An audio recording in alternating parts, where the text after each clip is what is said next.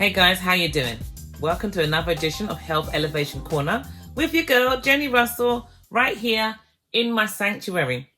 Welcome, welcome, welcome. I can only be talking one thing, looking like this. Do not disturb. Sleep. Yes, we are talking sleep.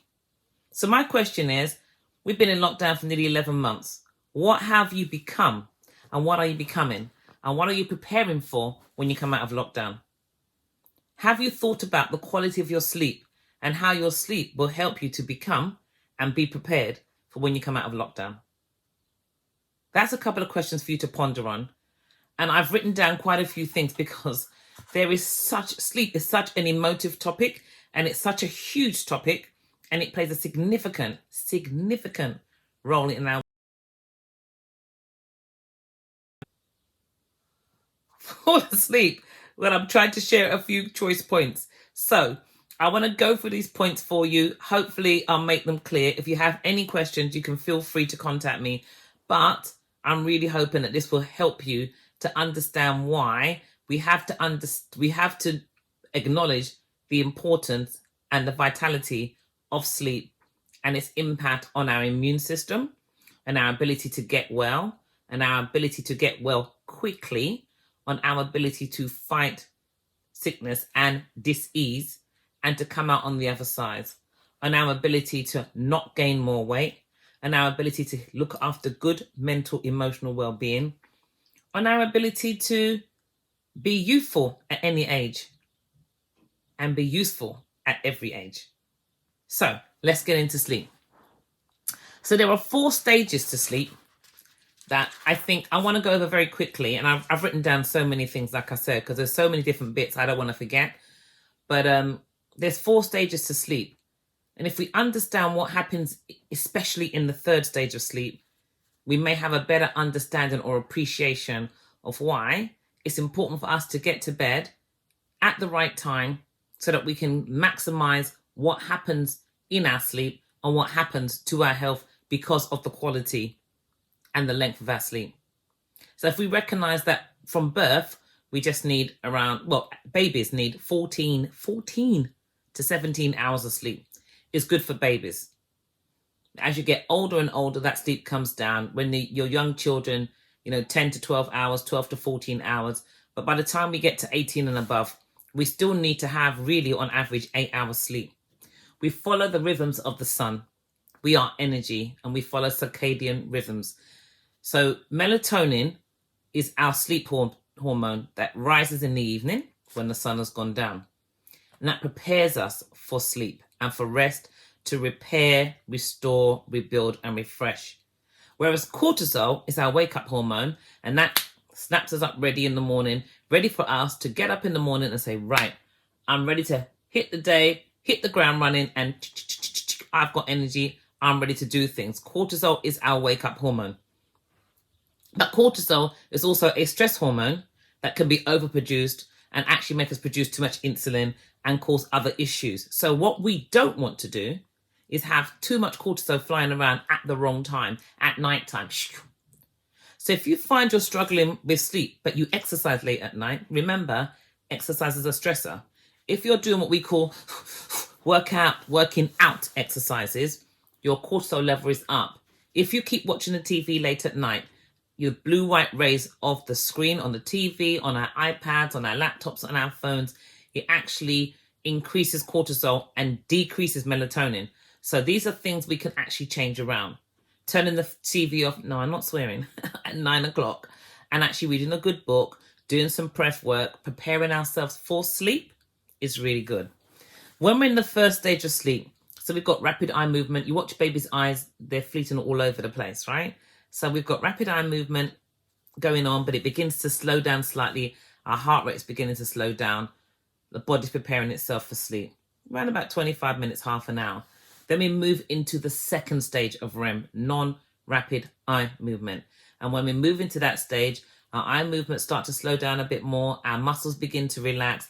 Our heart rate begins to slow down a bit, and things are relaxing. Our body temperature begins to decrease. And this is where we spend most of our sleep time, but the body's relaxing and we are in a good place.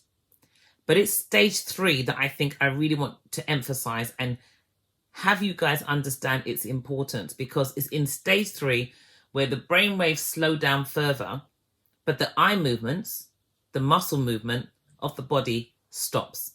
That stops completely. But in that stage, we call that stage restorative sleep. This is when the body does its repairing, rebuilding, refreshing, and restoring. So in this stage here, new tissues are being laid down, new cells are being produced, new bone growth is happening, new muscle growth is happening. So repair and rebuild is happening in this stage. The things that we learn, the memories that we lay down and we create, the things we remember are happening in this stage of sleep. This is our deepest stage of sleep. So if you wake up in the morning and you keep waking up and you're feeling really tired, know that your body isn't getting adequate or good quality stage 3 non-REM sleep. And that's the reason why you may find yourself taking longer to repair, finding it harder to actually get over things and recover from sickness. But in this stage, what's really, really important is to understand our immunity, right? So our immune system is being built up in this stage, and we're actually improving our immune system. And our body's response to any sickness and any disease is really based on the way in which our immune system reacts to infection and inflammation. So sickness and disease is simply infection and or inflammation. Now, cytokines are hormones that actually the body produces to fight infection and inflammation. And also it creates certain antibodies. And these things together actually help us to offset and move away from certain viruses. Now, this particular virus actually creates a cytokine storm and can make the cytokines overreact, and that becomes a problem, and then the body becomes even more inflamed. But I will talk to you next week about foods that can inflame the body. So that's a really, really important thing for us to understand. So together, those things can actually help us to fight these harmful infections that can impact us in a negative way. Also, if we think that in terms of heart health, we have to remember that blood pressure, the sympathetic nervous system, which is our fight-flight system, which suppresses immunity, suppresses repair, restore, because the body's not going to repair and restore when it thinks it has to turn and run or stay and fight. So cortisol levels are increased, weight gain can come, because as cortisol goes up, insulin goes up, and when the body becomes insulin resistant and can't actually deal with the amount of insulin in the body, then we have a problem. So this is where everything comes together, and we have to understand that one thing can impact the other. Our mental emotional well-being is impacted by the amygdala and the hippocampus, and the amygdala is by the temporal lobe, and that actually deals with our emotions and our decision making around things that we think we have to decide which way we're going to move and which way we're going to do something. Those are impacted by the amygdala, by the hippocampus, and they're linked to our mental emotional well-being. Well, our mental emotional well-being is linked to our thoughts and our emotional response and our hormone response, as I've covered before. But if we lack sleep, then actually, and our body perceives that fear response in the wrong way, then it's going to create a hormonal response that we don't want to have. The issue is poor sleep can lead to an onset of poor mental emotional well-being. But poor mental emotional well-being can lead to poor sleep. So it's like a double-edged sword. So you have to understand, what are you creating and how are you creating it and how is it impacting your body?